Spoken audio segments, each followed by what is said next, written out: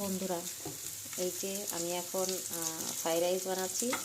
গাজর নেই, ওই জন্য গাজরটা দেওয়া হয়নি। ক্যাপসিকাম, বিনস আর মটর কেটে নিয়েছি, এই যে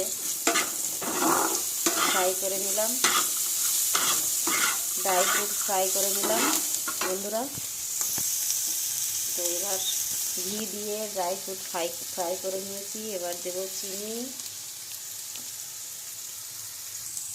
এই যে বন্ধুরা, চিনি ঢেলে দিয়েছি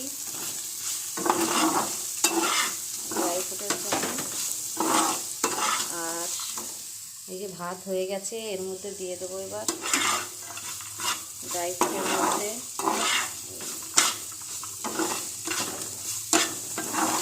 ড্রাই ফ্রুট দিয়ে এইসব দিয়ে এবার রাইসটা মধ্যে ঢেলে দেবো বন্ধুরা।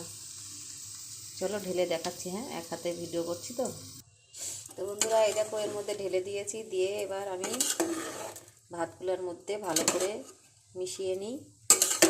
মিশিয়ে তোমাদের দেখাচ্ছি, ঠিক আছে বন্ধুরা।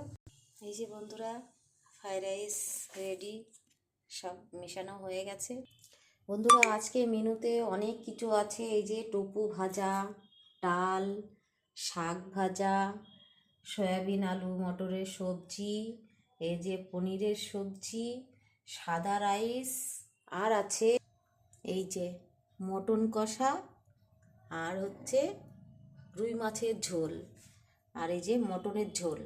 এত কিছু আছে আজকে সব মেনুতে বন্ধুরা। তো বন্ধুরা, আজকে মেনুতে এত কিছু আছে। তোমরা সবাই ভিডিওটা ফলো করো, ভালো লাগলে লাইক করো, বন্ধুদের সঙ্গে শেয়ার করো, আর আমার চ্যানেলটাকে সাবস্ক্রাইব করে নিও বন্ধুরা। আমার পাশে থেকো সবাই। তো ব্যাক ক্যামেরাই করছি আর একসঙ্গে করছি, ওই জন্য এইভাবে আয়নাতে ধরেই আমি আমার নিজেকে দেখিয়ে নিলাম বন্ধুরা।